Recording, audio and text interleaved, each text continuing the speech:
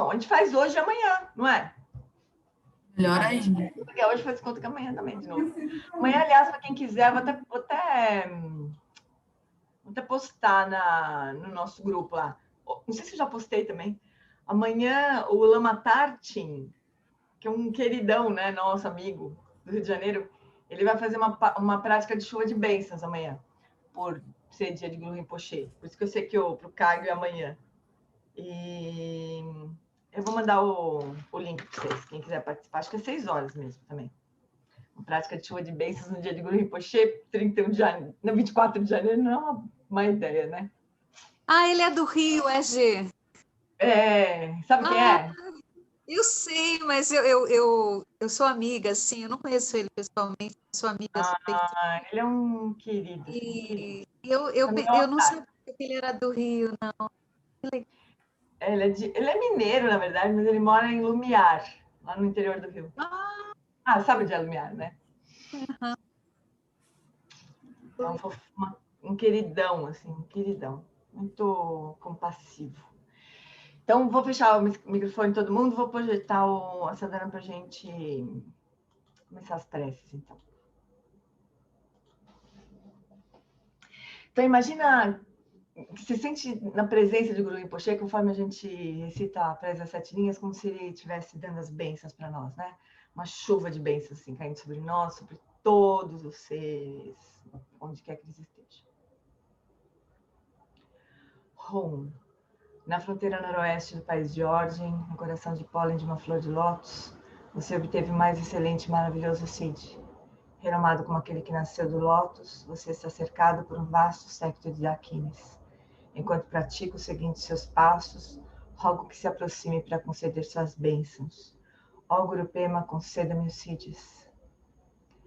Om Orjen Yuji Nujan San Pema Gesar Dompola Yatsen Chogi Odrunye Pema June Sudra Kordo Kandro Mampe Kor Chechi Jesu Dagruchi Jinji Lapchi Shekso So Guru Pema Siddhi Hom Hom Orjen Uji Nujan San Pema Gesar Dompola Yatsen Chogi Odrunye Pema Jone Jesudak Kodu Kandro Mampe Kor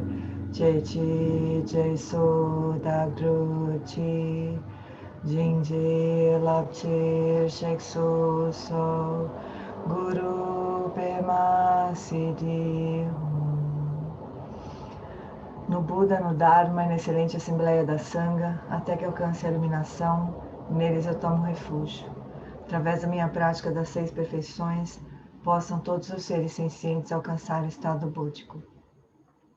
Sanje Chodam Sochi Chonam La Janchu Bardu Dagni Kyapsuchi Dagi Jinso Jipe Sonam Chi Drola Pente Sanje Drupasho Sanje Chodan Sochi Chonam La Janchu Bardu Dagni Chapsuchi Dagi Jinso Jipe Sonam Chi Drola Pente Sanje Drupasho.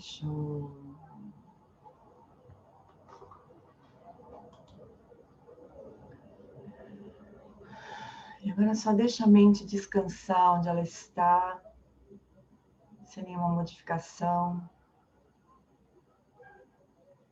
Só repousa, deixando as preces reverberarem.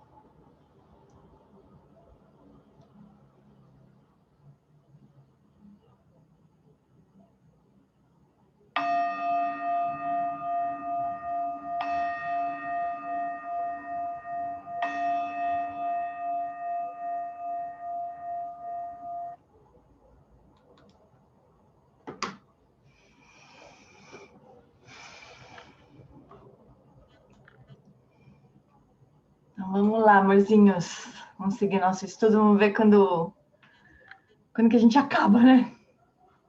Isso.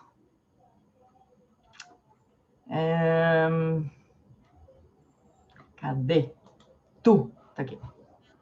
Então, a gente está no capítulo sobre equanimidade, né? A última das qualidades incomensuráveis. A última do nosso livro, né? Mas como a gente viu, a gente comentou, muitas vezes a equanimidade é ensinada primeiro, né? Como a primeira das qualidades incomensuráveis. Porque ela vai ajudar a gente a tirar os condicionamentos, assim, né? As condições que a gente impõe para as outras qualidades se manifestarem, né? Mas aqui nos ensinamentos do Lama Wallace, geralmente ela vem por último, assim, é como se depois ela desse uma lapidada, né, nas qualidades anteriores. Então, a gente está nesse ponto aqui. A gente está na página 165. No fim do ano, a facilitadora resolveu facilitar, né? Então, eu sei onde a gente parou no livro, olha só que coisa impressionante. Estamos na página 165, no meião da página ali. Na tradição tibetana, a técnica usada para desenvolver a equanimidade não é esotérica e nem demasiadamente técnica, como explica Buddhaghosa. Ao contrário do budismo tibetano em geral, assim, né? No treinamento budista tibetano, essa imparcialidade é o primeiro passo para o cultivo do espírito do despertar, que é uma tradução que o Lama Wallace usa para bodhicitta, né? Ele às vezes usa como espírito de emergência, como se a gente emergisse do samsara, né? Um impulso de a gente emergir do samsara, né? Da mesma forma que um fazendeiro que primeiro nivela o campo para que a água não se acumule de um lado e o outro lado fique seco, né? Então, a prioridade é um campo nivelado, requisito absolutamente fundamental e indispensável da prática. Uma das técnicas sugeridas é simplesmente levar em conta quais são as causas e condições que deram origem a isso. Voltamos para aquele simples tema: cada ser anseia por felicidade, por estar livre de sofrimento, assim como eu. Né? Só que cada um com a sua bagagenzinha de karmas que encontraram condições que resultaram em um comportamento X, né? Então, a gente entende essa complexidade, assim. Há um outro caminho que usa uma abordagem psicológica tradicional. Isso implica trazer 3 pessoas para a mente, assim como fizemos com práticas anteriores, então um ente querido, um neutro e um hostil. Primeiro, lembre-se de uma pessoa que você ama, alguém que aos seus olhos nunca faz nada de errado. Se a vir fazendo algo de errado, você assume que ela deve ter tido um dia ruim. A gente desculpa, né? Quando a pessoa é querida, a gente fala, dormiu mal, né? Dá um abração na pessoa, vai, descansa um pouquinho, né? A gente não acha que a pessoa está fazendo aquilo de propósito, não, né? A gente não consegue enxergar isso. Quando uma pessoa entra pela porta, um grande sorriso brota no seu rosto. Você se sente muito alegre em sua presença. Pensar nela lhe traz felicidade. Dessa forma, você reflete sobre essa pessoa. Naturalmente, existe algum apego aqui, obviamente, né? Que se expressa com uma esperança de que essa pessoa não vai embora. Deixe esse apego surgir, então faça uma pausa e se questione sobre o que há nela de tão atraente. Por que focar nessa pessoa quando há tantas outras pessoas por aí? Virão à sua mente os detalhes deste ou daquele comportamento, mas pause novamente, reconhecendo que talvez 20 anos atrás, essa pessoa fosse um estranho que você nem conhecia. Daqui a 20 anos, ela poderá ser apenas uma lembrança. Não há nada de especial aqui em que se agarrar. Certas causas e condições se reuniram, todas elas em fluxo, e assim, este episódio temporário está acontecendo agora, está ocorrendo agora. Devo enfatizar que essa prática não se destina a reduzir ou subjugar qualquer elemento de afeto, né? Não é para a gente nivelar por baixo. Vamos deixar de se importar, não vai se importar com mais ninguém, né? Igual, né? Lógico que não, né? Mas é para tentar eliminar esse elemento do apego, né? Apenas o apego é que precisa ser nivelado. A atração especial que faz essa pessoa parecer mais importante do que todas as outras, né? É muito interessante refletir sobre isso, né? Procura também, sabe o que é útil também? Peraí, antes do Lama continuar falando aqui. Pensar em pessoas que a gente era muito apegado no passado. E que, de repente, sei lá, a vida levou a gente para outro lado, né? Nada de ruim aconteceu.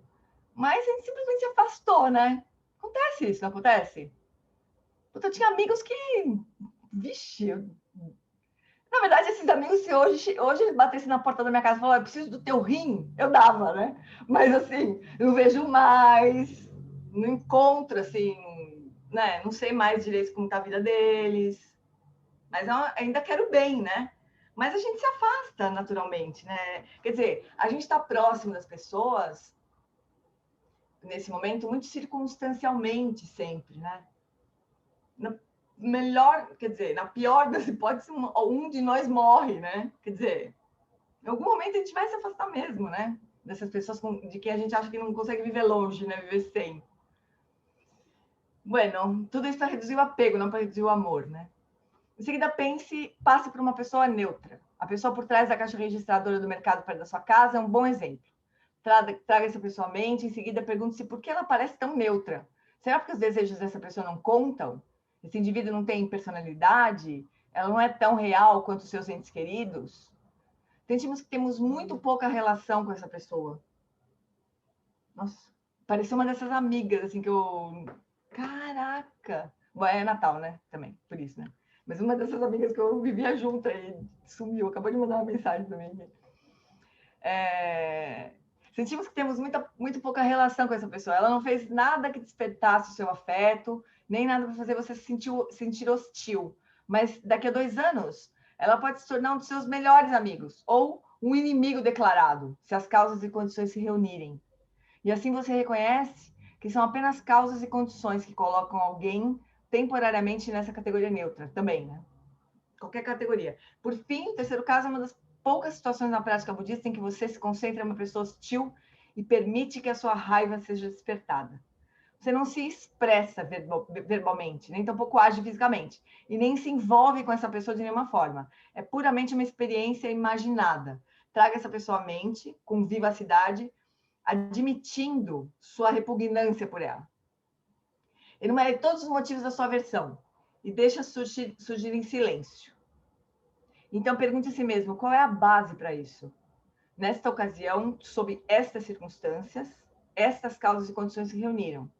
20 anos atrás, essa pessoa não era um inimigo, era apenas outra pessoa, talvez a gente nem conhecesse, né? Daqui a 20 anos, essa pessoa pode ser apenas uma lembrança para você ou nada para você, né? Ou porque somente deveria se contorcer em sofrimento.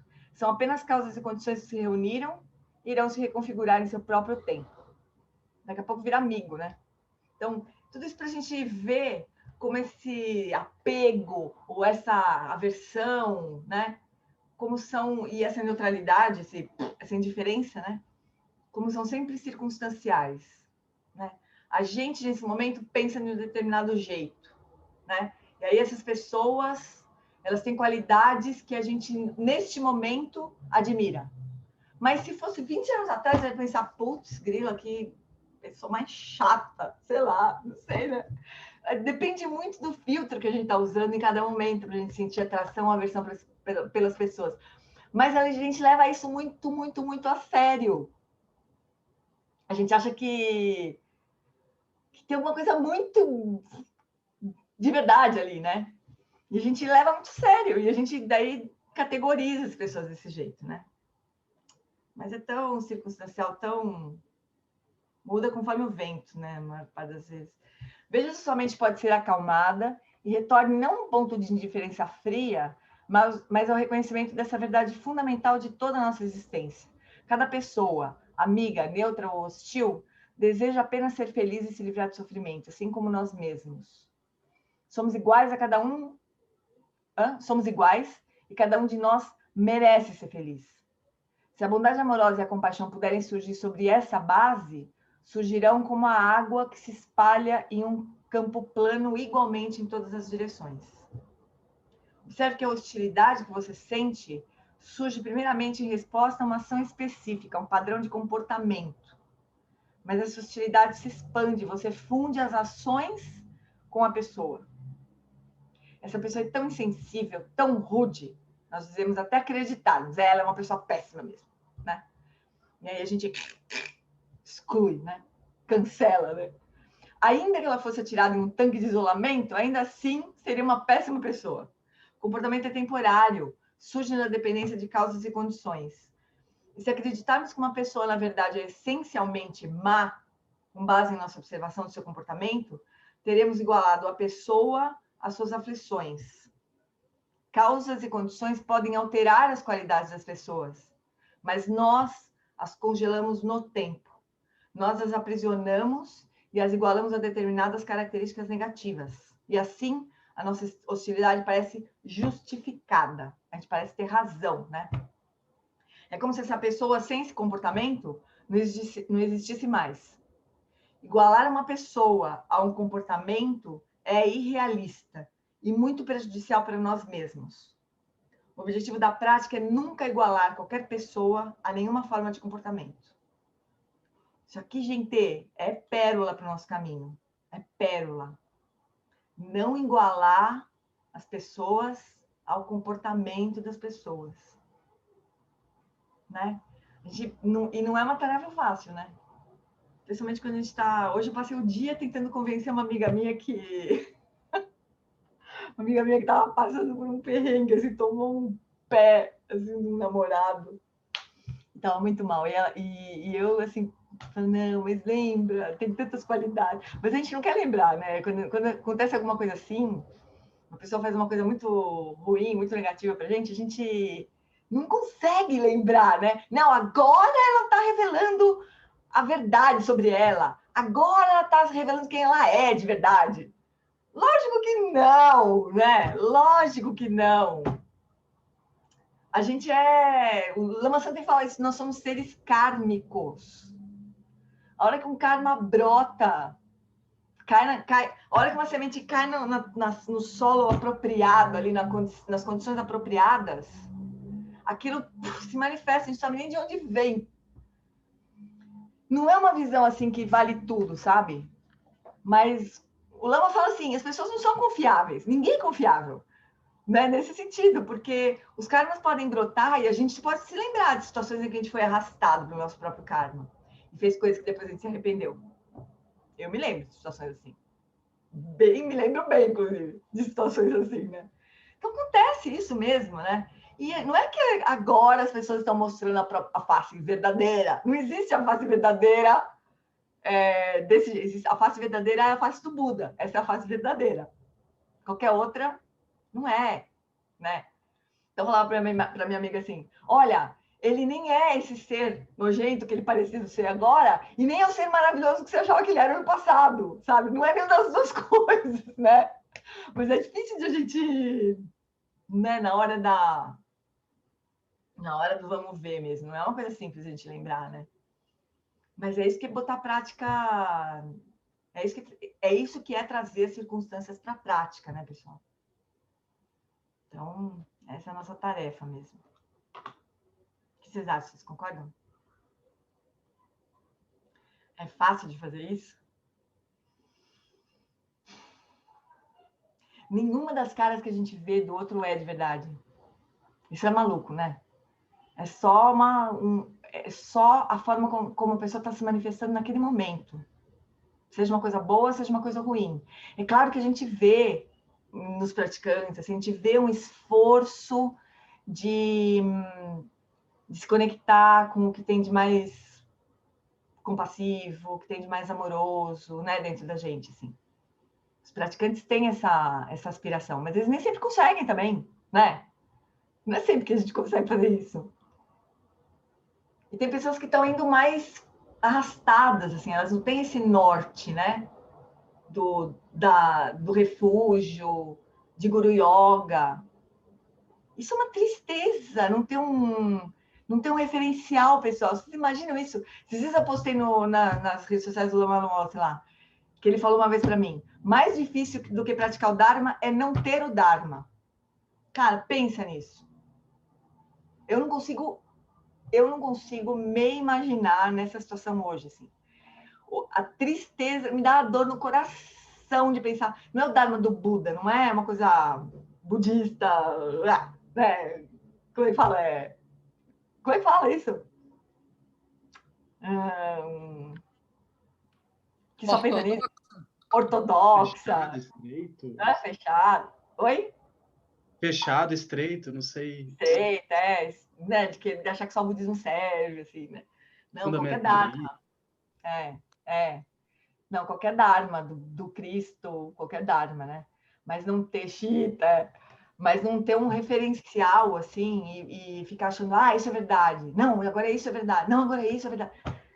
Gente, acho que não tem sofrimento maior, assim, né? Do que esse, assim, né? Então, a gente precisa se lembrar disso. Da dor da delusão, né? Bueno, vamos olhar algo mais provocativo. Quando alguém não está fazendo nada errado, mas ainda achamos que é repugnante. Isso é louco. Agora equacionamos uma pessoa não apenas com seu comportamento, mas com seu caráter. Você pode facilmente não gostar de alguém que é terrivelmente brutal e agressivo, achando o seu ato plenamente justificado. Uma pessoa que ela nem está fazendo nada, já está errada, né? Você olha para a cara dela, a pessoa já está errada. Traga essa pessoa à mente agora. Ela é terrível porque prejudica outras pessoas. Mas o que a faz prejudicar os outros? Tá fácil a gente imaginar essas pessoas hoje, né? Mas o que a faz prejudicar os outros? São suas aflições de hostilidade e de delusão. Agora nós podemos nos perguntar, se essa pessoa empunha um bastão e sai por aí batendo nos outros, você fica com raiva do bastão? Isso é Shantideva falando, né? Claro que não. O bastão não tinha escolha nesse caso, né? Shantideva então responde: desconsiderando a causa principal, tal como bastão e coisas do gênero, se eu ficar com raiva daquele que a impele, é melhor então dizer que eu odeio o ódio, porque essa pessoa também é impelida pelo ódio. Então, Lama fala, esses são os nossos verdadeiros inimigos, né? Os nossos verdadeiros inimigos são a ignorância, a raiva e o apego também, né? As aflições da mente são os nossos verdadeiros inimigos. Então, a gente deva fazer essa comparação. Se alguém pega um bastão, né, e bate em alguém, a gente não fica com raiva do bastão, a gente fica com raiva de quem fez o bastão bater em alguém, né? Quem faz o bastão bater em alguém, nesse caso, uma pessoa que está causando mal, não é a pessoa, é o ódio, é a ignorância, é a aflição da mente desse ser. Então, a gente precisa lutar contra o verdadeiro inimigo, que é a ignorância, o ódio, né? Não as pessoas que manifestam isso. A questão crucial é separar a pessoa, não apenas do comportamento, mas também das inclinações e dos estados mentais. Reconheça, aqui está uma pessoa aflita. Assim você pode se perguntar quem é essa pessoa e aplicar sabedoria na análise. As pessoas mudam. Você era o mesmo quando tinha 5 anos, ou 10, ou 15, ou 20? Você muda e ainda assim é significativo dizer que era você, faz sentido dizer. Eu era eu, né? Sei lá, 20 anos atrás que eu sei lá o que fazia. Você compartilha um histórico pessoal com essa criança de 5 anos de idade. Então, reconhecendo que uma pessoa cresce e muda, nós desejamos que ela continue mudando. E que, ao final, livre-se dessas aflições. Livre-se dos comportamentos que essas aflições causam. Essa é uma resposta apropriada e significativa. Eu lembro uma Alan Wallace dizendo que a pior coisa mais imbecil que existe, que aqui no Brasil a gente não tem isso, constitucionalmente, vamos dizer assim, mas é a pena de morte, né? É a coisa mais imbecil que tem, porque na visão budista, né? Porque a vida humana preciosa, a vida humana, ela é a única possibilidade que a gente tem em todo o samsara, né? Quer dizer, a única não, mas a melhor possibilidade que a gente tem de purificar as aflições da mente, né? Aí uma pessoa faz uma besteira, aí ela é condenada à morte. Quer dizer, a chance que ela teria de purificar aquela negatividade, a gente acaba com aquilo e manda ela para o reino dos infernos com certeza, né? Porque uma pessoa que é morta, com pena de morte, ela não vai para o reino dos deuses, possivelmente, né? Ela morre num estado tanto de angústia que a gente está mandando essa pessoa para os infernos. Então, assim, é muita falta de lucidez, né? Aqui a gente não tem isso constitucionalmente, né? Mas a gente manda as pessoas para os infernos também quando elas fazem coisas horríveis, né? Fala, querida. Então, isso me fez pensar, porque aqui a gente não tem pena de morte, Mas você tem, assim, uma condenação de 300 anos, de É, 150. então, é, Você acha você que disse, um né? estágio... Hã? É isso Desse... que eu disse um pouquinho antes de você falar. A gente não manda para os infernos, a gente não mata, mas a gente manda para os infernos do mesmo jeito, né? Porque É. só fica naquela condição que ser humano. Olha, eu tive pouquíssima experiência assim, com. Eu dei aula na Fundação Casa um tempo, aula de yoga, né? E tinha um menino que ficou muito meu amigo, assim, era um menino muito inteligente, assim. A gente não sabia por que eles tinham ido parar lá, eu nem queria saber também.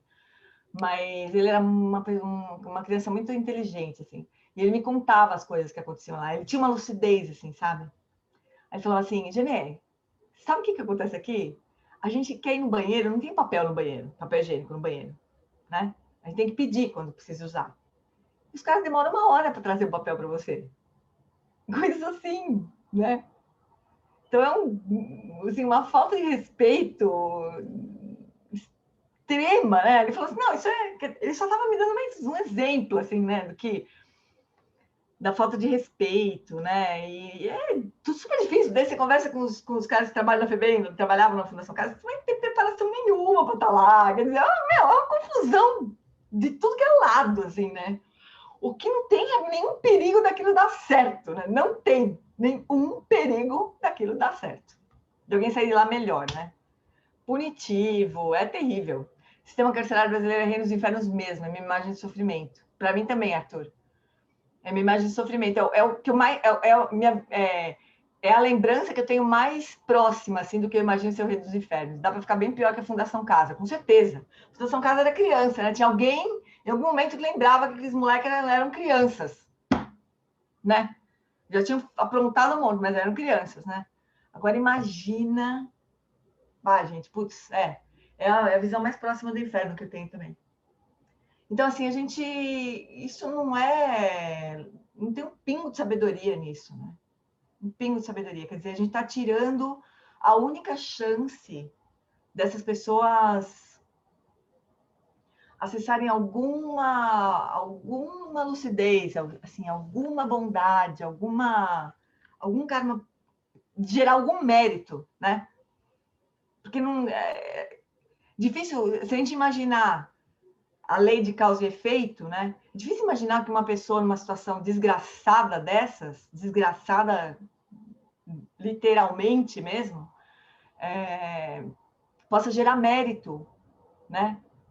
E purificar o karma negativo. Assim, é quase impossível, né? O Buda Shakyamuni fez um negócio desse, sim, mas era uma encarnação anterior do Buda Shakyamuni, né? Ele já devia estar bem ali né? Ele estava nos infernos e ele sentiu pena, sentiu piedade, compaixão por um ser que estava do lado dele, né? E discutiu com o guarda lá, tentou negociar a pena do amigo e não conseguiu ver morto a porrada pelo guarda e renasceu no reino dos deuses. Mas, quer dizer, esgotou o karma que ele tinha naquele renascimento nos infernos, quer dizer, conseguiu manifestar compaixão no reino dos infernos. Isso é raríssimo, né? Então não tem um pingo de sabedoria nessas coisas, né? Nessas situações, assim, é muito triste. Então, assim, falta tudo, né? Mas falta equanimidade, assim, né? Falta essa visão de sabedoria de que as pessoas não são as ações delas, né? Triste. Bom, reconhecendo que uma pessoa cresce e muda, nós desejamos que ela continue mudando e que, ao final, livre-se dessas aflições, livre-se dos comportamentos que essas aflições causam. Essa é uma resposta apropriada e significativa. Se quiser penetrar mais na chamada análise absoluta, né, de analisar profundamente até chegar na realidade absoluta, você pode se perguntar, quem é essa pessoa? Se a pessoa não é a hostilidade, não é o bastão, então quem ela é? Ao investigar, você não encontra ninguém que resiste a esse tipo de análise. Não tem nenhuma identidade ali que se sustenta, né? Que exista verdadeiramente. Não há essência ou substância real ali. Isso é poderoso de várias maneiras, mas especialmente como uma resposta a fortes sentimentos de hostilidade em relação a outra pessoa. Na hostilidade, nós tendemos a reificar as pessoas, igualando-as às qualidades negativas ou comportamentos negativos. E assim, temporariamente, as nossas próprias mentes se tornam deludidas. A gente não enxerga as coisas como elas são, né? A gente está deludido com a realidade que a gente dá para os comportamentos do outro, né? Nossos horizontes tornam-se muito limitados quando não conseguimos imaginar que uma pessoa possa ser libertada dessas características. Nós fundimos a pessoa com as características, criando um personagem de desenho animado e real. A gente congela aquilo no tempo e no espaço, né? Se estivéssemos livres da delusão, a hostilidade e a agressão não teriam chance de surgir, porque elas surgem a partir da delusão. Voltando para a Fundação Casa, não sei se talvez alguém já tenha escutado essa história, mas uma vez o Lama Santen foi visitar a Fundação Casa, né? Na época era a FEBEM ainda, na verdade. Acho que a Carmê foi junto, né? Não foi, Carmê? Foi junto, né? E a gente foi com o Lama Santen lá ver. E eu lembro que a gente ficou numa sala, e daí o Lama Santen... A primeira sala, os meninos já estavam lá, né? Aí a gente entrou, aí o Lama Santen conversou com eles, cantou o mantra do guru para os meninos, né? E era uma transformação, assim, eles todos agressivos no começo, com uma cara de querendo matar a gente, né? Ou ignorando completamente. E no final estava todo mundo magnetizado pelo Lama Santen, era uma coisa impressionante de ver, né? E daí a segunda vez, aí aquela turma saiu, e aí a gente ficou na sala e outra turma entrou, né? De meninos. Aí o Lama Santen falou assim para mim, todos carecas, né? Aí ele falou assim, olha só, parece um monte de monge. Eu tava ali super com medo, né? Eu tinha sonhado que eu tinha ficado presa lá. Eu tava com medo. Não era um lugar que você falava... Na época, depois eu fui dar aula, depois de muitos anos eu fui dar aula de yoga lá. Mas ainda assim, não era uma coisa... Uhul, vamos lá, dar aula de yoga na Fundação Casa. Não é assim, né? É uma coisa sempre meio tensa, né? Puta, o Lama Santen, olha só, parece um monte de monjinhos entrando no mosteiro. Eu falei, putz. Falei, isso mesmo, né, Lama? Que olhar, né? Que olhar mais maravilhoso. E daí esse olhar liberta mesmo as pessoas, né? Mas é o Lama Santen, né? É incrível. Mas é esse olhar de sabedoria, né? Perguntas e respostas. Distinguindo apego de carinho. Ou de afeto, né? Quando você se volta uma pessoa hostil e tenta desmantelar esse sentimento, essa meditação provavelmente conduzirá à bondade amorosa e à compaixão. Por outro lado, quando você tenta não se apegar demais às pessoas de quem gosta, como fazer isso sem introduzir alguma negatividade desnecessária, né? Tipo aquilo, nivelar por baixo, né? Porque trabalhar com pessoas hostis, um pouco que a gente entende como faz. Mas e trabalhar com pessoas com quem a gente tem apego? Eu trabalho bastante com isso, pessoal. Bastante. Com família, né? Como é que é se desapegar, né? Sem gerar uma coisa, sei lá, sem se introduzir alguma coisa que... Começar a olhar podre da pessoa, para você desapegar, né? Como é que você faz isso, né? Não é bem esse o caminho. Esse é um bom ponto. Há uma distinção sutil e crucial entre apego e bondade amorosa ou carinho, né? O afeto. No processo de cultivo da bodhicitta, cultivamos o que se chama de bondade amorosa afetuosa. Quando você sente bondade amorosa afetuosa por alguém, e quando essa pessoa está na sua presença, seu coração se abre. Você fica encantado, como uma mãe que encontra seu único filho depois de um longo período de separação. Essa é a qualidade da bondade amorosa que o Bodhisattva traz para todos os seres sencientes. Experienciar esse afeto de outra pessoa pode transformar a sua vida. E desenvolver essa qualidade é um aspecto crucial do desenvolvimento, do crescimento espiritual. A bondade amorosa afetuosa é permeada pela consciência de que cada ser sensível é como você mesmo. Alguém que deseja ser amado e ser feliz. Com essa empatia, com esse sentimento de proximidade, você reconhece cada ser senciente como sujeito, não simplesmente como um objeto, né? O apego não lida com sujeitos, mas sim com objetos muito atraentes. Objetos no sentido de ser algo que a gente pode ter para nós, assim, né? Como se aquele objeto não fosse um sujeito, né? Que tem seu próprio caminho, que tem sua própria vida, né? É muito bom olhar para uma pessoa e vê-la sorrir de volta. Isso é agradável. Como olhar para um lindo pássaro ou uma flor, isso nos faz sentir bem. Mas isso não deve ser confundido com bondade amorosa. Diferente, né? A bondade amorosa, a diferença é onde que está o centramento, né? Se é um autocentramento ou se é o outro que está no centro, né? Essa é a diferença, né? Da bondade amorosa para a bondade amorosa misturada com apego, né? O apego se interessa por objetos. Ela usa os outros, entre aspas, né? É muito bom ter pessoas nos elogiando. Esse elogio é um objeto. É muito bom que as pessoas sorriam para nós. É muito bom sentir esses estímulos agradáveis. E quando sentimos, surge facilmente a noção de possessividade. Como muitas canções de amor modernas dizem, eu te amo tanto, nunca me abandone. Elas não dizem, mas se para você for melhor ir para a faculdade, é melhor você ir, né? O que elas realmente dizem é, não me abandone, meu amor, porque você é muito atraente para mim. Olhando para você, eu tenho sensações agradáveis. Isso não tem muito a ver com bondade amorosa, tem tudo a ver com apego. Então, há uma diferença importante, mas que nem sempre é facilmente discernível. Em geral, nossos sentimentos pelos outros são misturados, especialmente quando se trata de amigos e entes queridos. Mas precisamos fazer essa distinção, e isso requer a habilidade de um cirurgião. Você não quer interferir no carinho, no afeto, no amor, verdadeiramente, né? Mas faria bem se livrar do apego. Suponha que uma pessoa por quem você tenha grande afeição fique magoada com você por alguma coisa terrível que tenha acontecido na sua vida, ou talvez simplesmente se distancie. Você costumava pensar que ela era maravilhosa, mas agora não tem tanta certeza assim. Essa decepção provém do apego. O propósito dessa prática é remover esse elemento de apego, como um cirurgião habilidoso, mas mantendo e até intensificando o afeto. Mas eles estão muito próximos, é difícil não jogar o bebê fora junto com a água do banho. Os monges, às vezes, fazem isso. Uma meditação clássica para superar a luxúria é focar na impureza do corpo. Isso significa que se você é um homem heterossexual, você medita no corpo feminino como um conjunto de ossos, tecido, pele, sangue, fígado, baço, urina, fezes, zeca.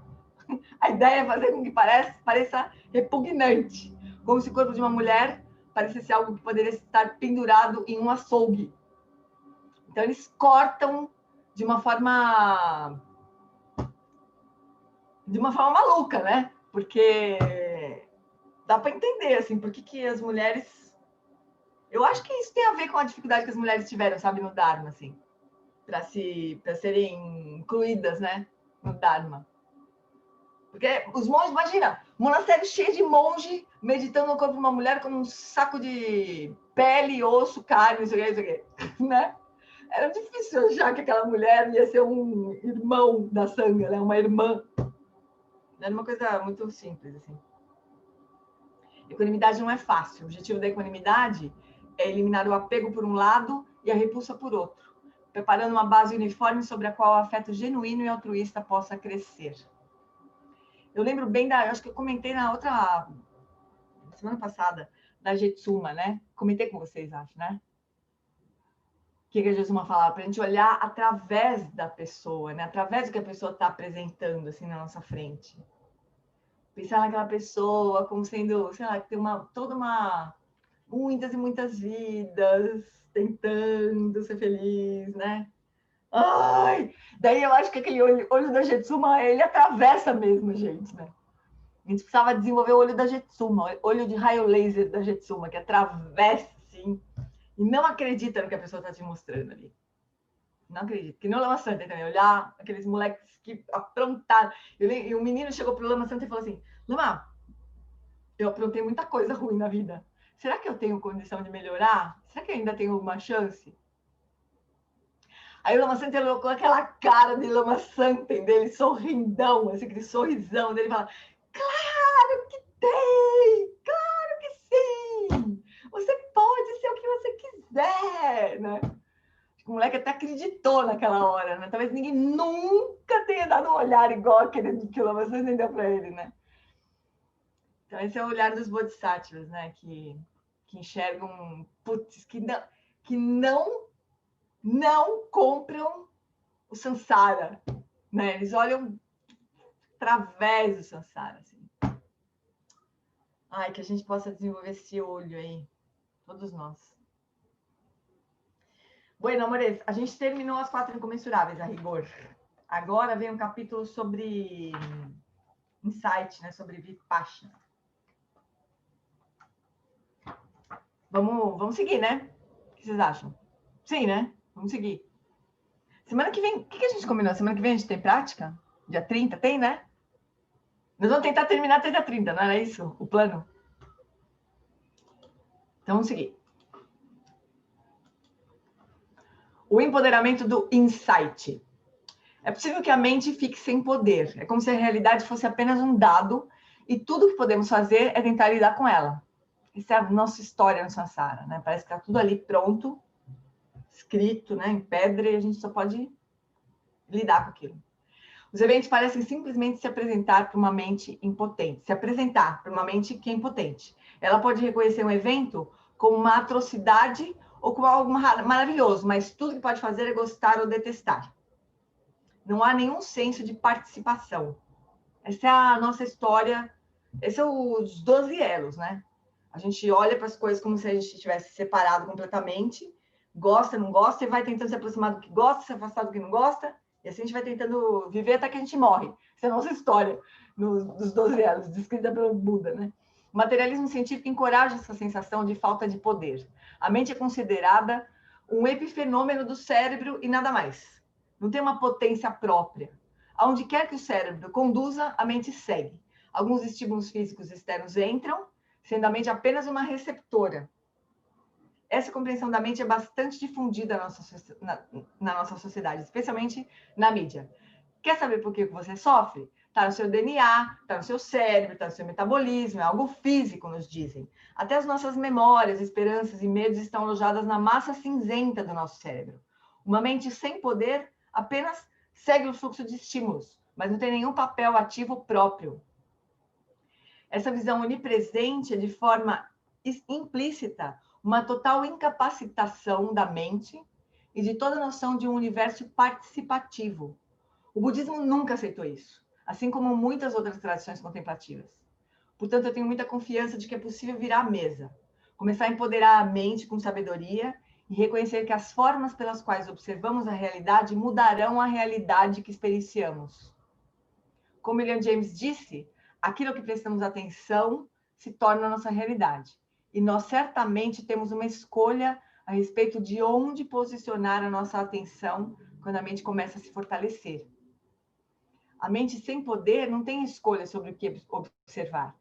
É compulsiva. Certa vez testemunhei um caso trágico quando fui convidado por David Spiegel, um psiquiatra de Stanford, para observar uma sessão de grupo de mulheres que tinham câncer de mama. Tomara que eu tenha consertado isso no livro. Tinham câncer de mama. Provavelmente todas elas iriam morrer de câncer de mama, mas uma das mulheres expressou isso com muita intensidade. Ela havia encontrado recentemente um artigo da revista Time que apresentava algumas estatísticas aparentemente muito difíceis. Se você tem câncer de mama metastático, suas chances de sobrevivência são mínimas. Aquela mulher estava nesse estágio de câncer e quando leu aquilo, seu mundo desmoronou diante de seus olhos. Ela pensava que poderia ter alguma chance até ler o artigo. E sentiu-se devastada, completamente sem poder. Disse que preferia nunca ter lido o artigo. Isso a fez sentir como se as suas esperanças tivessem sido irremediavelmente perdidas. A minha mente está me torturando com essas estatísticas, ela chorava. Eu gostaria de ter um pouco de paz, gostaria de poder controlar minha mente, gostaria de saber como meditar. Imagina ela falando isso para Alan Wallace, na beira da morte. Ao testemunhar esse apelo tão sincero, desejei que ela tivesse começado a meditar mais cedo, para não ficar sendo torturada pela mente dela que leu aquele desgraçado daquele artigo, né? Treinar a atenção é definitivamente uma maneira de começar a empoderar a mente. Há um enorme poder em ser capaz de controlar a atenção. E tem uma coisa importante aqui com respeito à atenção, né? Não é no que a gente vai prestar atenção, né? Mas em que aspectos da realidade, nos infinitos milhares de aspectos que a realidade pode trazer para nós, em que aspecto que a gente vai prestar atenção? Tem um filme que eu queria que vocês assistissem, se é que vocês não assistiram, que é Um Lindo Dia na Vizinhança. Alguém assistiu? Márcio assistiu. Assistam! É lindo o filme. É sobre um apresentador de programa infantil americano, chamava Fred Rogers, Mr. Rogers, né? Ele era a nossa Xuxa. Cada um tem o apresentador infantil que merece. A gente tinha a Xuxa, os americanos. Eu acho que ele deve ter tido uma grande influência sobre uma geração assim de americanos, sabe? Porque ele era um bodhisattva, certeza, assim. E ele falava, eu só conhecia essa frase dele que o Alan Wallace de vez em quando conta, né? Que ele acho que eu já contei também para vocês, mas enfim, vou falar de novo e vocês assistirem o filme. Vê, Marcela, você vai adorar, é maravilhoso. E você vai descobrir o mundo, assim, porque depois tem muitos outros documentários sobre ele também na internet. E ele conta que quando ele era criança ele ficava muito impressionado assim com acidentes. Ele era uma criança muito impressionável, assim, né? Ela passava mal quando vinha acidente, tragédia, não sei o quê. E a mãe dele falou para ele assim: olha, quando você vê algum acidente, observa que tem sempre gente ajudando. Que é verdade, né? Tem sempre alguém correndo para lá para cá tentando ajudar, telefonar, tentar acalmar. Tem sempre alguém se mexendo ali, né, para ajudar. Isso muda tudo, né? A mesma cena de guerra, você poderia focar na desgraça, você pode focar na compaixão ali, tentando ajudar, né? Então é super bonito isso. Então, quando o Lama fala isso, o equilíbrio da atenção, né? As práticas de shamatha, elas podem empoderar a nossa mente nesse sentido, né? A gente não fica preso em aspectos da realidade que são muito aflitivos e que vão despertar em nós reações muito aflitas, né? E naquele mesmo lugar ou naquela mesma pessoa, se a gente escolher um outro aspecto para focar, a nossa atitude vai ser outra, vai acompanhar o que a gente está vendo, né?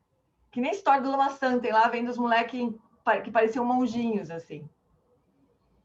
Né? Ele enxergava uma outra coisa ali, né? Naquelas crianças. Ele enxergava a liberdade daquelas crianças serem o que elas quisessem, né? E a gente pode treinar esse olhar, mas se a gente não tiver um controle, uma gerência, né?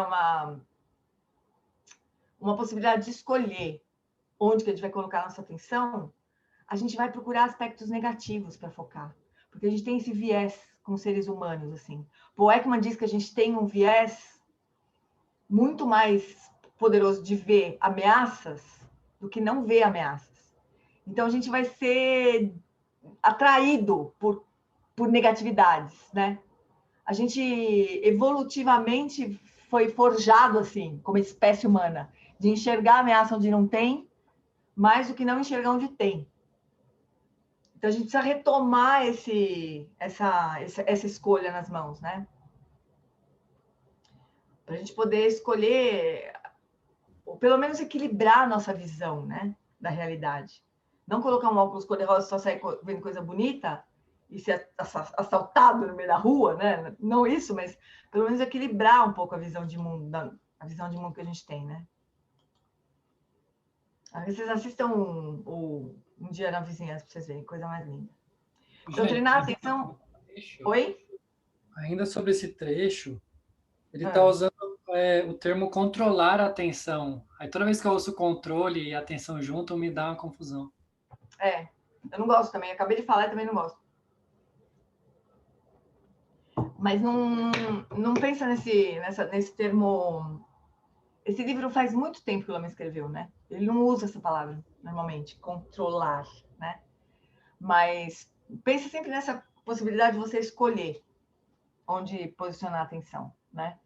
Controlar no sentido de não ser arrastado por qualquer coisa, né? Você recuperar essa liberdade, assim. Mas não pensa numa coisa tensa, assim, de ficar segurando, né? Não pensa nisso, não. Esse termo leva para esse lado mesmo. Eu também não gosto, também não uso. Acabei de usar porque estava ali, né? Mas também não uso, não gosto dessa palavra. Nem de controlar emoções, eu não gosto dessa palavra, não uso isso. Não acho que é uma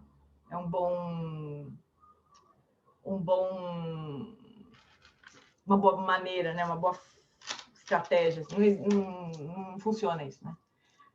Eu sempre acho melhor a gente pensar em liberdade, né? Em escolher, em isso, recuperar a liberdade, de onde posicionar a nossa atenção, né? Então, dessa forma, à medida que ganhamos poder sobre a nossa atenção, compreendemos pela nossa própria experiência, e não apenas como uma crença, que temos poder sobre a realidade que presenciamos. Acho que por isso que o Lama fala em controlar nessa altura do livro aqui, porque ele está falando em recuperar o poder, né? Empoderar, empoderamento. Isso é uma coisa forte, e que é verdade, né? A gente é desempoderado se a gente acha que a realidade está ali pronta, que a gente só está testemunhando, que se a gente não vê, se a gente não enxerga o que está por trás das escolhas que a gente faz mentalmente, né? De dar atenção para as desgraças, né? Se a gente não vê o que está por trás, que estrutura interna está nos fazendo enxergar aquilo, olhar para lá, né? Dirigir a nossa atenção para um determinado lugar, a gente não acha que tem outra possibilidade. A gente é desempoderado daí, né? Mas quando a gente recupera esse poder, então a gente compreende pela nossa experiência e não como uma crença que temos poder sobre a realidade que presenciamos. E nossa realidade começa a mudar. Como declarou Shantideva, subjugando nossa própria mente, todos os perigos e medos são subjugados. Isso é algo que definitivamente está ao nosso alcance, não apenas para os grandes contemplativos no Tibete. Na verdade, empoderar a mente é um termo quase equivocado. Não se trata de fazer algo especial com a mente para torná-la grande e poderosa. É simplesmente remover impedimentos, de modo que o poder intrínseco da mente possa brotar. Isso tudo é o que Shamatha faz. É claro, estágios mais avançados de fortalecimento da mente no Samadhi. Quando esses impedimentos são removidos em um Samadhi muito profundo,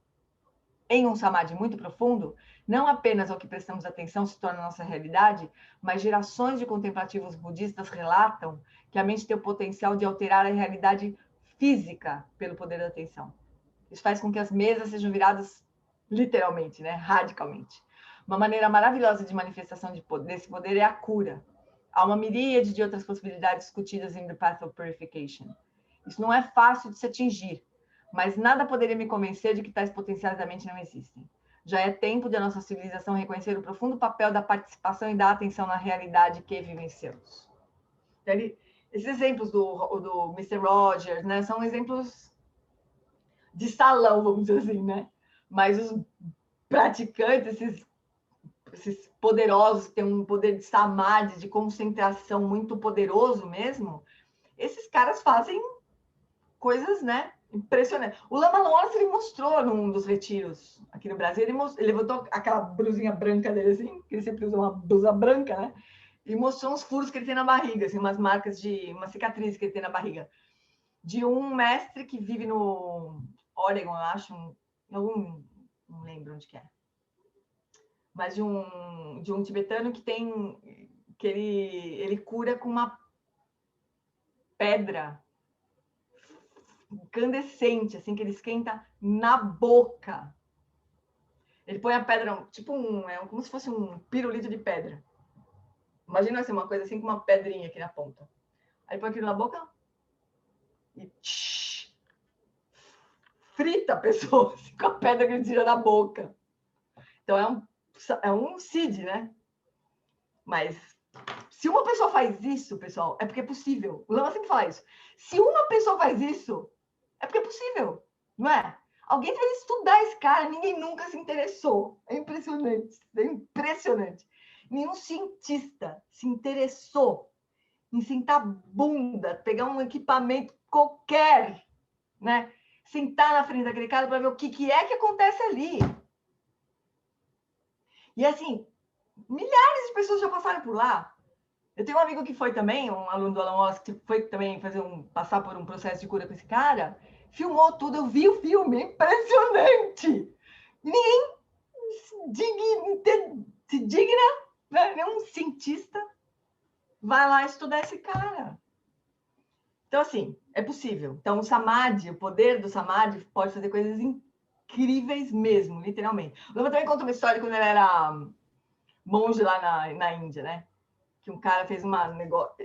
Esse negócio da barriga do Lama, ele realmente foi curado. Ele tem um problema de estômago terrível, de digestão, e ele melhorou muito. Quer dizer, não foi só fritar a pele dele, né? Teve um processo de cura rolando lá, não era só para impressionar.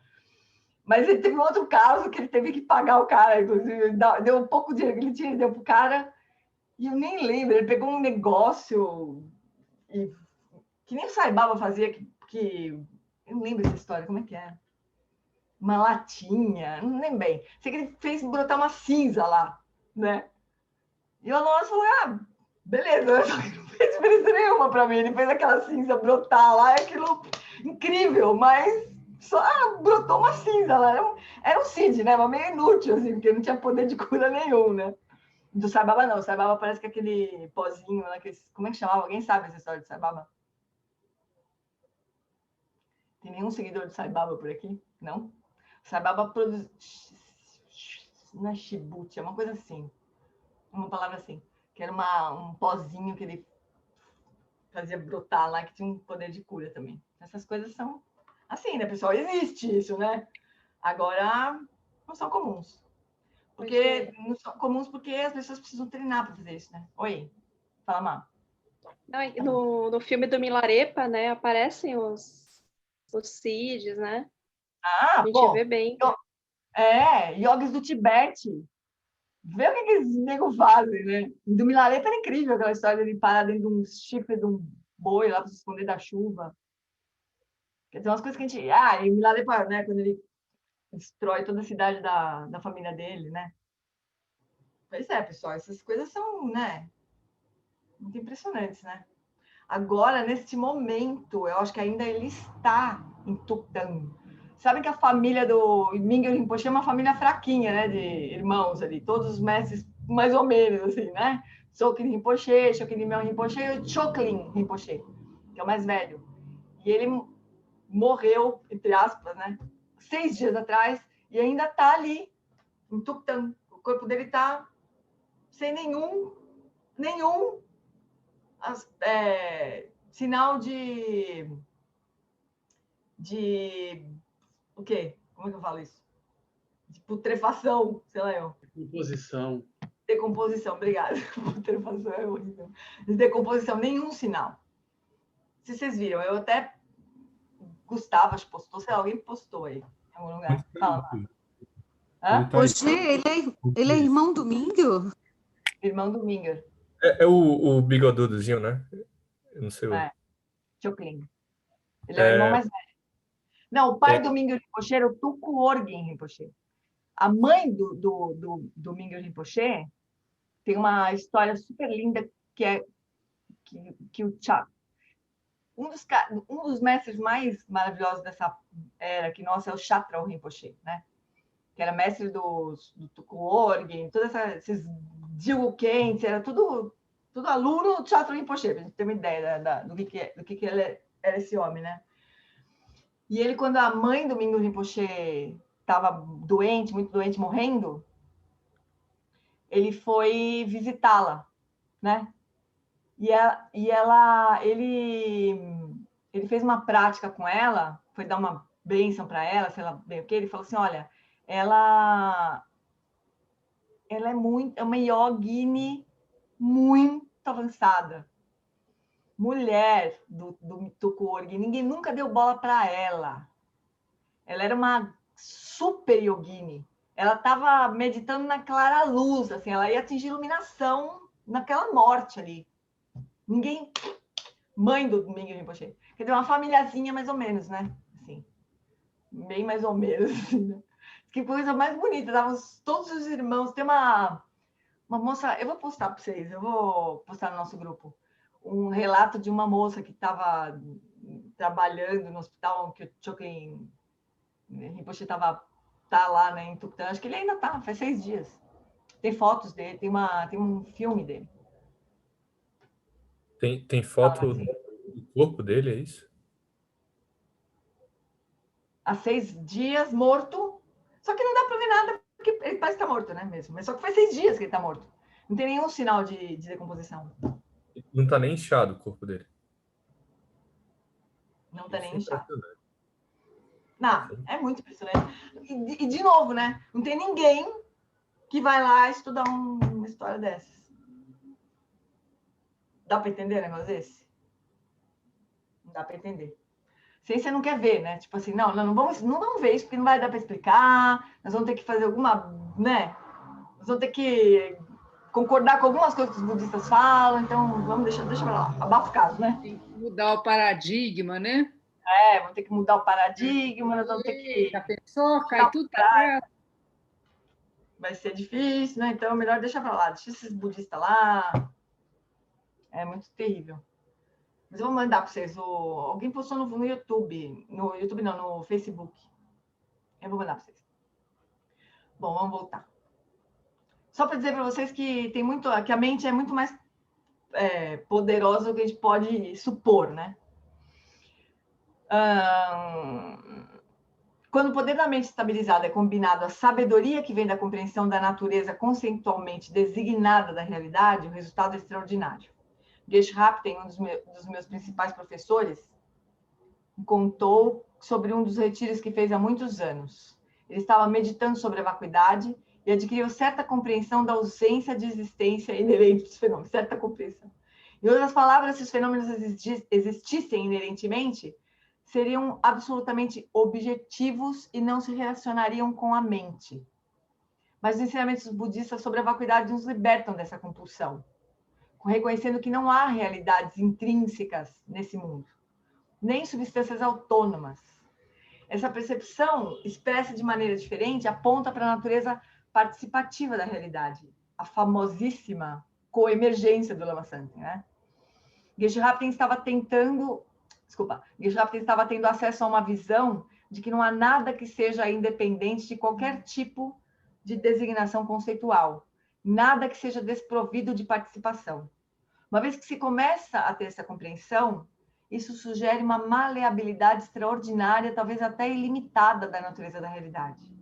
Implicitamente, a mente se torna enormemente empoderada. Esse é o poder do insight, diferente do poder do samadhi.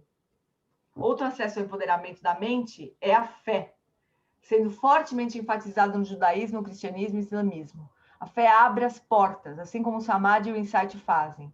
É hora de começarmos a abrir todas elas, porque a nossa sociedade sucumbiu, em grande parte, ao desempoderamento da mente.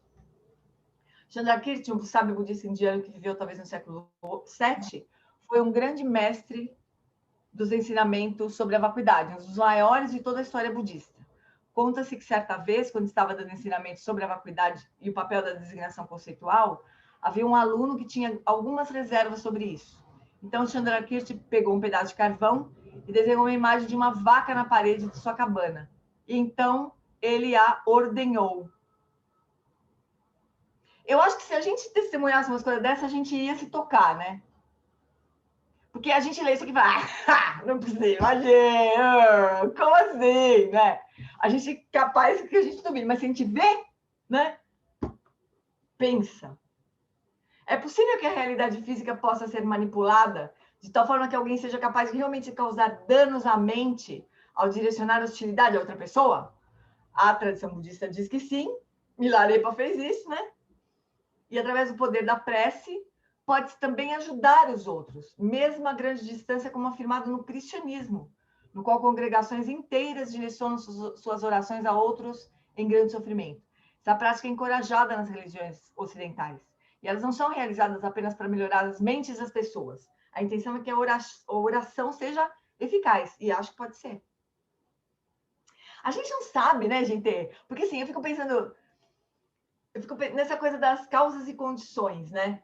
Foi um ponto que eu achei que funciona para eu entender isso, né?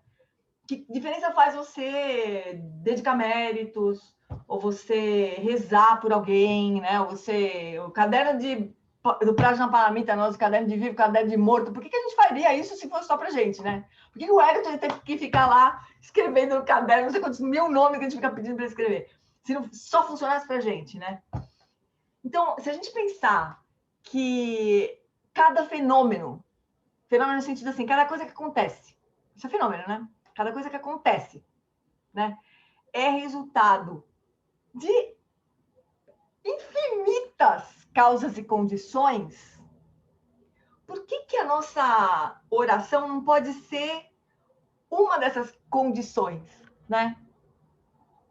Se a gente não entende essa trama, por que não, né? Então, eu tenho sempre essa sensação, quando eu rezo por alguém, quando eu faço minhas dedicações de mérito, quando... Eu sempre penso nisso, que eu estou colocando uma causinha lá, uma condiçãozinha ali, né? Favorável, né? Que pode, sei lá, ajudar a empurrar a situação para um certo sentido lá, né? Que a gente queira, né? Que a gente queira lembrar, né? A Valma falou assim, lembrei de Dharma Brothers e as transformações da mente que aconteceram pelo Vipassana.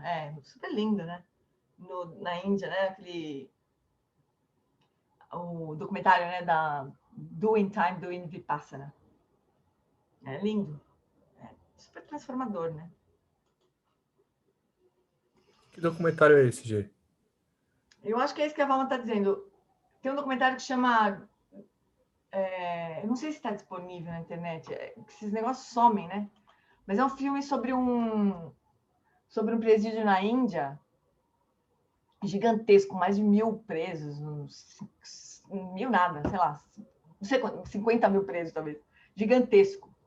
E uma mulher, uma presidenta do coisa lá, uma diretora, traz um professor de Vipassana para o presídio para dar práticas de retiros de 10 dias, aqueles retiros de Vipassana. Tá? E é impressionante essa transformação. Tem gente que não... Teve porque eles começam a se organizar, né? Ó, a Marcela conseguiu o link aqui. Deixa eu ver se é esse mesmo. Doing Time, Doing Vipassana, é isso mesmo. Mas o Dharma Brothers na prisão mais perigosa dos Estados Unidos. É que eles se inspiraram nesse que você falou, né? Mas esse é numa prisão americana, né? Verdade, escreva. Deve ter também na internet.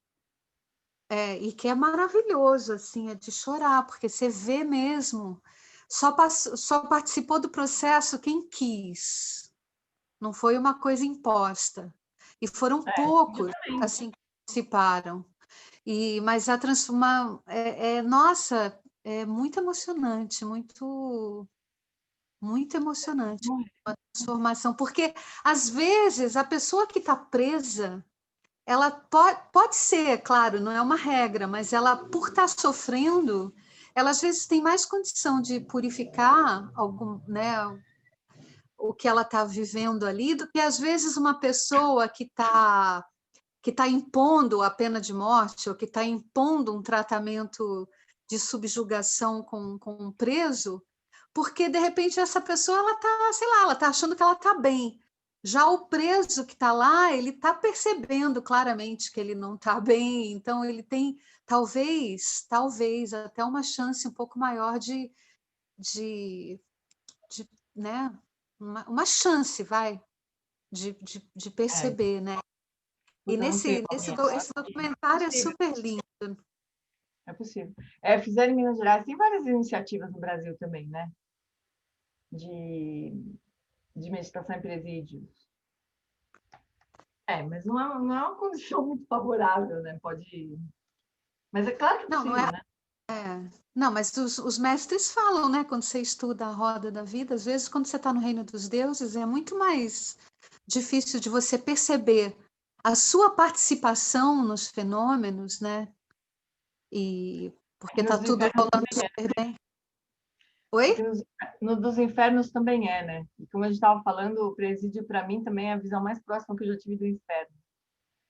E pode não ser fácil também, mas, sei lá, se de repente surge uma boia dessas, alguém joga essa boia lá no meio do inferno, pode ser que alguém tenha karma para isso, né? Para se conectar e zarpar, né? Quer dizer, é possível. A gente precisava jogar boias mesmo aí. É bem bonito esse trabalho que eles fazem. E é impressionante mesmo.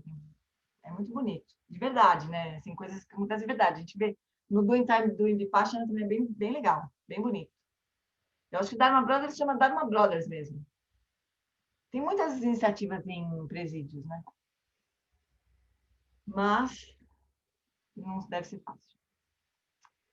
Bom, é possível que a realidade física possa ser manipulada, já li, blá, blá, blá, deixa eu ver o que a gente parou. Enfatizo o aspecto positivo de ajudar os outros com a mente, porque é algo que realmente vale a pena praticar. Quando um grupo de pessoas faz isso em conjunto, mesmo que nenhuma delas tenha um samadhi muito bom, o efeito é como se muitas pessoas direcionassem muitas lanternas acesas para um único ponto de muitos ângulos diferentes. E aquele ponto fica aquecido. Essa é uma maneira de fazer isso.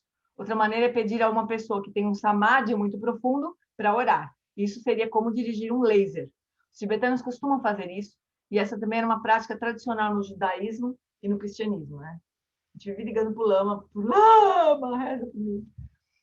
É bom pedir ajuda para quem pode, para os raios laser. Se uma pessoa faz uma luz brilhar, pode ser muito difícil observar algum efeito, mas não conte com isso. Você pode realmente se surpreender com o que pode acontecer. Não que você deva aceitar como dogma o poder desses trabalhos de oração. Dogmas são entediantes, mas seria muito interessante experimentar para ver o que acontece. Você provavelmente pode supor que o inverso também é verdadeiro. O pensamento maldoso de uma pessoa poderia causar algum dano, bem como todo um grupo de pessoas ativamente direcionando sua hostilidade ao indivíduo ou a uma comunidade, né?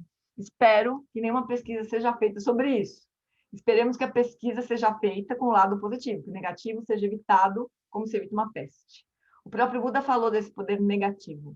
Ele diz que se uma pessoa que alcançou a primeira estabilização meditativa, shamatha, direcionar um pensamento de hostilidade com atenção muito focada para outra pessoa, isso pode ser letal. Foi o que o Milarepa fez. Será que o Lama não vai falar nada do Milarepa aqui? Não me lembro.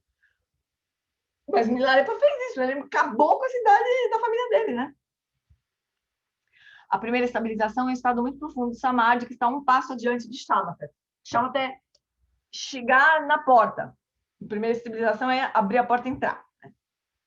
A primeira estabilização do reino da forma, né? É por isso que quando estamos cultivando shamatha, também devemos fazer muitas outras práticas, como as 4 incomensuráveis. Então, nossa mente começa a ficar poderosa. Melhor que a gente, né, tenha coisas positivas para focar. Logicamente, não seria possível sustentar shamatha enquanto se nutrir a hostilidade. O poder da mente logo começaria a se dissolver. Dizem que Devadatta, um parente do Buda que foi seu discípulo, alcançou a estabilização meditativa antes de desenvolver uma forte inveja do Buda. Quando desenvolveu essa hostilidade, perdeu seu samadhi. Não se consegue sustentar a hostilidade na prática pura de shamatha. Por isso que é um caminho tão bom. Parece haver formas de magia negra que remontam bem antes do budismo, em que é possível sustentar a hostilidade enquanto se fortalece a mente. Mas até onde eu sei, não seria possível fazer isso por meio do cultivo de shamatha. Conheço muito pouco essas técnicas, elas realmente não me interessam. De modo geral, em culturas tradicionais como as encontradas na Índia, Nepal, Malásia, Indonésia e Filipinas, onde há bolsões de culturas antigas intactas, é possível encontrar pessoas que ainda praticam esses métodos. Ouvi falar dessas pessoas quando estava morando na Índia e as evitei. Então, tipo, voodoo, né? Essas coisas devem existir e devem funcionar também, né? Se você alguma vez se sentir ameaçado por alguma força malévola que pode acontecer em meditação profunda, traga à mente o ser espiritual mais glorioso que você conhece. Alguém que corporifique radiantemente a virtude, a compaixão, a bondade amorosa e a sabedoria. Chame esse ser e diga, agora tá contigo, Guru Rinpoche. Agora tá contigo, né? Aí está o refúgio. Um outro problema pode surgir, especialmente quando você se aprofunda na prática de shamatha. Como? Desculpa. Como quando se envia uma sonda para um pântano, quando você passar pelas diferentes camadas da sua mente, poderá acessar uma camada de puro pavor, onde tudo que representa uma fonte de perigo em sua vida emergirá como uma malevolência que parece absolutamente inevitável. Sentirá que está prestes a ser esmagado, que se uma coisa não o destruir, outra o destruirá.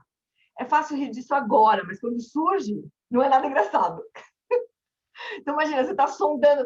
É como isso mesmo, é como se você estivesse se aprofundando em todas as camadas da sua mente, né? Onde um monte de coisa está lá, meio que soterrada, meio que sob, né, escondida ali. Aí você começa a aprofundar, aquilo começa a surgir, né? E quando acontece, não é nada engraçado, é psiquicamente escuro e pesado. O conselho do contemplativo Genla Rinpa sobre isso é muito claro. Não se identifique com esse medo. Não acredite nele. Essa é a hora de demonstrar coragem e força. Quando você se sentir como se estivesse em uma cidade sitiada, sobre o ariete do desespero e da falta de esperança, preencha seu corpo com luz. Aponte o dedo para a escuridão e diga: você não tem base na realidade. Isso requer coragem. A Jetsuma conta uma história dessa. Ela disse que uma vez, na caverna dela, ela viu uma sombra ali, meio que circulando. Cara, ela deu uma peitada na sombra e falou assim: como você se atreve a vir aqui me perturbar? Eu estou aqui praticando em nome de todos os seres, com a proteção de todos os Budas. Fora daqui! Deu uma expulsada, sai, derreto, né? Expulsou o demônio de lá, né?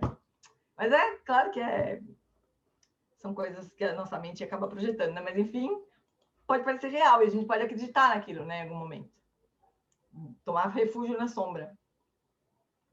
Quando começamos o retiro de 1 ano, Galen Rinpa disse aos meditantes: durante este ano, pode ser que vocês recebam visitas de demônios, especialmente se estiverem avançando bem na prática. Há muitos outros relatos tradicionais disso, faz parte do jogo. Você aprende a lidar com eles e a não sucumbir. O próprio envolvimento com eles faz parte da prática. De certo modo, você precisa deles.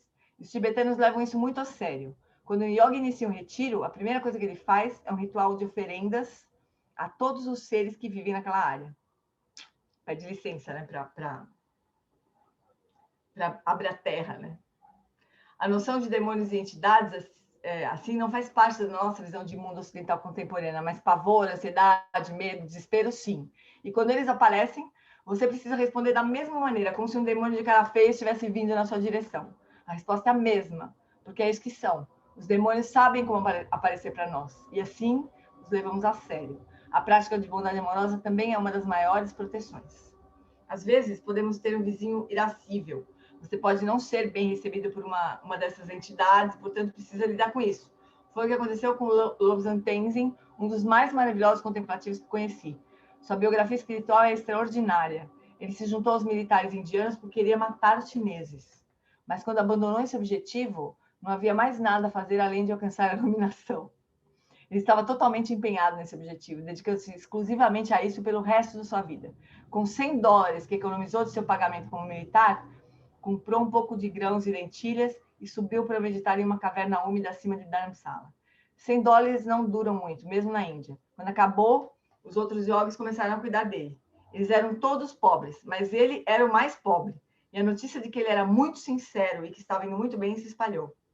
Ele permaneceu lá em cima por 12 anos, gradualmente se mudando mais e mais na direção das montanhas. Por fim, ele vivia em uma caverna a 5 horas de caminhada acima de Dharamsala. Ele vinha uma vez por ano para ouvir os ensinamentos de sua santidade e comprar outro saco de grãos e lentilhas. Lobsang Tenzin tinha muita experiência com demônios e sabia bem como lidar com eles. Uma maneira de lidar com eles é com ferocidade iluminada, como Geshe Nantak disse certa vez. Se você acha que divindades iradas aparecem assustadoras em uma tanca tibetana, você precisa vê-las pessoalmente. A ferocidade é o último recurso, sendo diferente de simplesmente ficar com raiva ou querer fazer mal. A ferocidade iluminada surge da bem-aventurança e é uma expressão de compaixão, não uma expressão contorcida de desespero, raiva ou frustração com o mundo. Pelo contrário, é uma mente completamente sem distorções. Reconhecendo ser isso que é necessário no momento, ela se expressa muito poderosamente. É muito mais poderosa do que a raiva deformada. Então, são essas manifestações iradas, né? Yamantaka, o próprio Vajrapani, né? Todas essas deidades iradas, assim, que a gente olha... Vixe, cadê vocês? A gente olha e morre de medo, assim, né? Socorro. Mas são expressões de compaixão, né? Contra a negatividade só. Ó, o Bruno postou aqui o vídeo sobre o projeto de Minas. Que bom! Depois eu vou postar tudo isso lá no nosso... Deixa eu já copiar, né? Porque depois dá mais trabalho. Opa! Peraí. Esse aqui primeiro é o Doing Time, Doing Vipassana.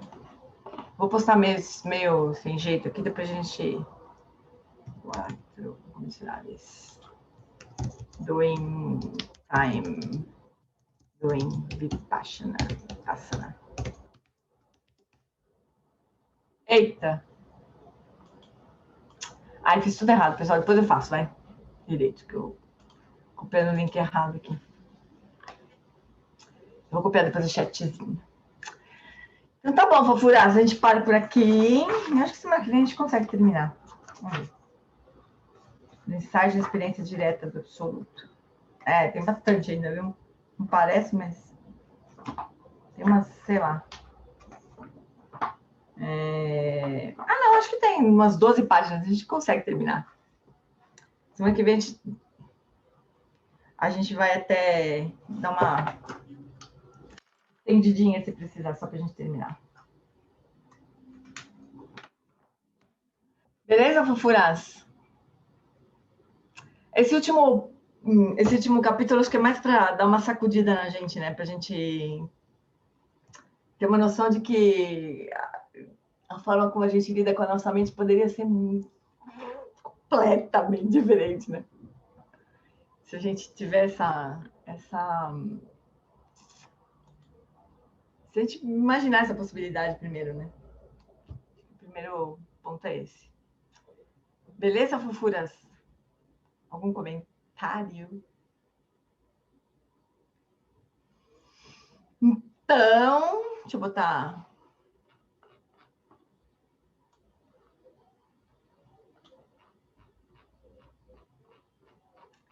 Deixa eu botar aqui a dedicação. Dedica aí, Valminha. Não vai embora sem dedicar. Oi? Não vai embora sem dedicar. Dedicar rapidinho, você precisa sair. Não vou embora não. Então tá bom. Que os méritos deste encontro se expandam e toquem a todos. Que o mestre universal da paz, da compaixão, sua santidade Dalai Lama, juntamente com todos os mestres e todas as tradições que veiculam esta mensagem, tenham uma longa vida. Que todos estejam a salvo de gerar pensamentos negativos, obstáculo mais destrutivo. Que esses pensamentos nunca surjam na nossa mente e que todos os seres também estejam livres de pensamentos negativos. Ao longo de minhas muitas vidas até este momento, todas as virtudes que tenho alcançado, inclusive os méritos gerados por esta prática e todas as que vier a conseguir, ofereço para o bem-estar dos seres sencientes. Possam a doença, guerra, fome e sofrimento diminuir para todos os seres, enquanto sua sabedoria e compaixão aumentam nesta e em vidas futuras. Possa eu claramente perceber todas as experiências como sendo tão substanciais quanto ter sido do sonho durante a noite. Imediatamente despertar para perceber a manifestação de sabedoria pura no surgir de cada fenômeno. Possa eu rapidamente alcançar a iluminação para trabalhar sem cessar pela liberação de todos os seres. Budas Bodhisattvas em conjunto. Seja qual for a sua motivação, sua ação benéfica e preces auspiciosas, seja qual for a sua onisciência e revelações de poderes benévolos, e seja qual for a sua imensa sabedoria, eu que comente venho para beneficiar os seres, rogo para que possa alcançar as mesmas qualidades. Neste exato momento, possam nem mesmo os nomes, doença, fome, guerra e sofrimento ser ouvidos pelas pessoas e nações da Terra, mas possam sim, sua conduta moral, mérito, riqueza e prosperidade crescer, e possa a suprema bem-aventurança e bem-estar sempre surgir para elas.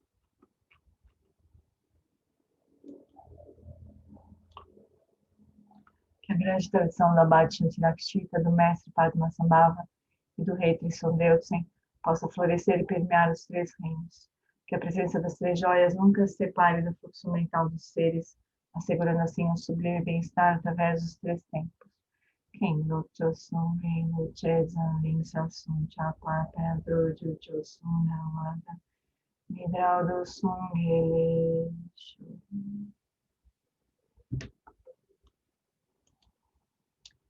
Obrigada, amores. Não sei se vocês estão ligados nas 108 horas, mas vai ter muita coisa muito, muito legal. Vai ter Krenak na abertura. Depois, no Dia da Saúde, que eu acho que é 28 de dezembro. Acho que é 28. A abertura está incrível, né?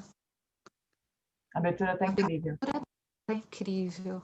E no Dia da Saúde, que eu acho que é 28, está o Eugênio Scavagnini, que é o Saúde e Alegria. Não sei se vocês conhecem uma ONG maravilhosa, um médico que, sei lá, faz 30 anos que trabalha no Amazonas e com as populações ribeirinhas lá. Ele é um cara impressionante, assim, e a gente convidou e ele aceitou. Ele vai estar na mesa, na primeira mesa do Dia da Saúde, que acho que é 28 ou 29, não lembro direito.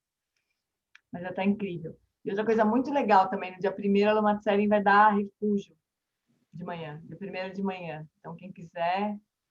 A Lama Tsering, ela é uma inundação de inspiração, eu acho. Assim. Eu sempre escuto a Lama Tsering e fico mega comovida.